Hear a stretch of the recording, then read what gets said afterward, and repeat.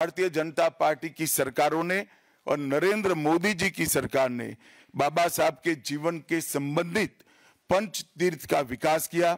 मध्य प्रदेश में महू, लंदन में वो स्थान जहां बाबा साहब पढ़ते थे, नागपुर में दीक्षा भूमि, दिल्ली में महापरिनिर्वाण स्थान और महाराष्ट्र के मुंबई में स्थित चैत्य भूमि का विकास करने का काम भारतीय जनता पार्टी की सरकारों ने किया।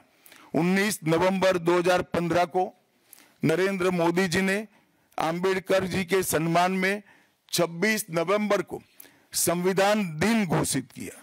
डॉक्टर अंबेडकर इंटरनेशनल सेंटर की स्थापना भी की। 2018 में प्रधानमंत्री नरेंद्र मोदी जी ने महापरिनिर्वाण स्थल पर डॉक्टर अंबेडकर स्मारक का उद्घाटन किया, जो लगभग 2 एकड़ में फैला है। मित्रों, मैं आज जब आप सबके सामने उपस्थित हुआ हूं, तब राज्यसभा में मेरे बयान को तोड़ मरोड़ कर पेश किया गया। मेरा मीडिया के सभी मित्रों से आग्रह है, कांग्रेस ने सार्वजनिक जीवन में जो पद्धति की है कि बयानों को तोड़ मरोड़ कर पेश करना, हो हल्ला मचाना और भ्रांति खड़ी करना। पहले उन्होंने नरेंद्र मोदी जी के भी एडिटेड बयानों को सार्वजनिक किया। चुनाव जब चल रहा था, मेरे बयान को एआई का उपयोग कर एडिट किया गया और पूरे देश में इसको प्रसारित करने का घृणित काम किया गया। और आज अंबेडकर जी के लिए मेरी बात को तोड़ मरोड़ कर वो पेश कर रहे हैं। मैं स्पष्टता के साथ कहना चाहता हूं, मीडिया को विनती भी करना चाहता हूं कि मेरा पूरा बयान जनता के सामने रखिए। मैं वो पार्टी से आता हूं जो पार्टी कभी अंबेडकर जी का अपमान नहीं कर सकती। पहले जनसंघ और फिर भारतीय जनता पार्टी ने हमेशा अंबेडकर जी के सिद्धांतों के आधार पर चलने का प्रयास किया है।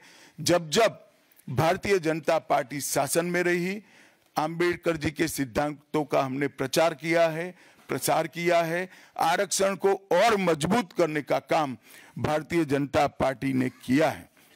इन्होंने जिस प्रकार से आरक्षण को भी विरोध किया, वो भी हम सब जानते हैं।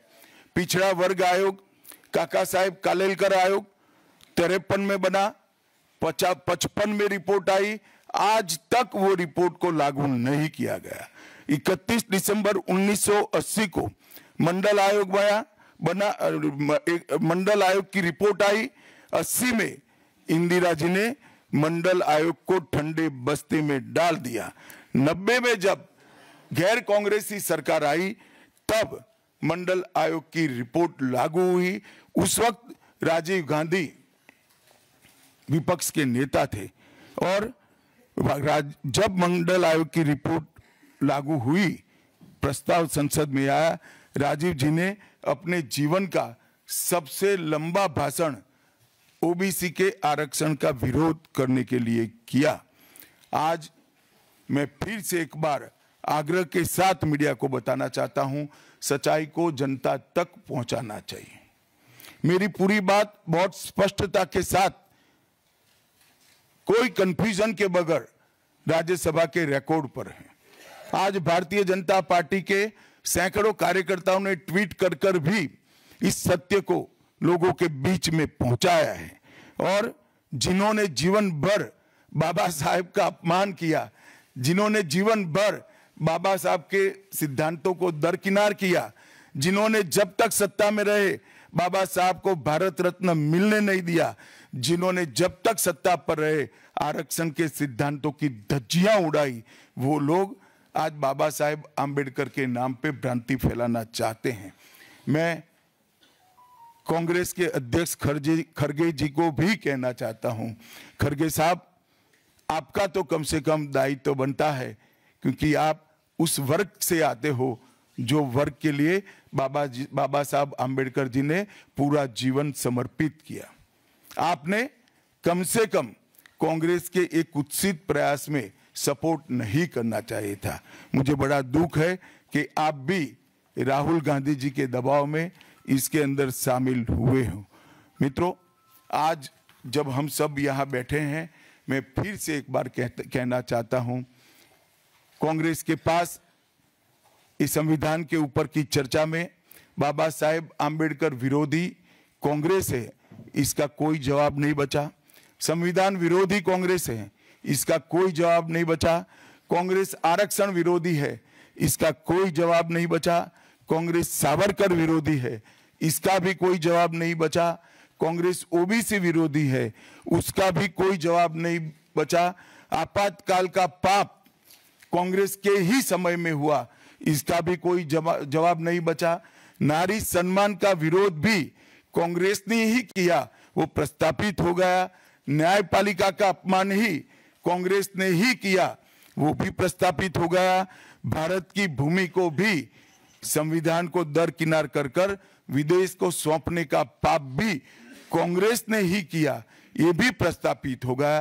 तब फिर से एक बार चिर परिचित अपनी पुरानी नीति पर कांग्रेस आई है और उन्होंने मेरे बयान को तोड़ मरोड़ कर आधा ही दिखाकर जनता के सामने रखना और भ्रांति फैलाने का प्रयास किया है। कृपया मेरा पूरा बयान आप सभी लोग जनता तक पहुंचाइए, तो दूध का दूध और पानी का पानी हो जाएगा। मैं उस पार्टी से आता हूं, उस संस्कृति से आता हूं, जो स्वप्न में भी बाबा साहब के विचारों का या बाबा साहब के स्वयं का अपमान नहीं कर सकते। हम जानते हैं कि देश के संविधान को समावेशी बनाने में देश के पिछड़े वर्ग को, दलितों को, आदिवासियों को, गरीबों को और वंचितों को न्याय दिलाने के लिए और देश के लोकतंत्र की नींव को इतनी नीचे तक गहरी पहुंचाने में बाबा साहब का बहुत बड़ा योगदान है। पूरा देश बाबा साहब के प्रति कृतज्ञता व्यक्त करता है। कम से कम हम तो ऐसा नहीं कर सकते जिससे बाबा साहब का अपमान हो पाए।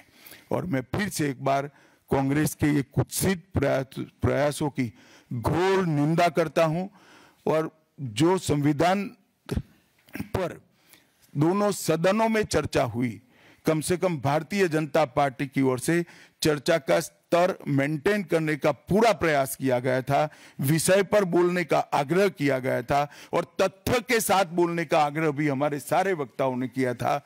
वो सारे प्रयास पर कांग्रेस ने पानी फिरा है और मैं मानता हूं कि देश की जनता इसके इस प्रयास को भी जानती है, उनकी मानसिकता को भी जानती है और उनकी कार्य संस्कृति को भी जानती है। धन्यवाद।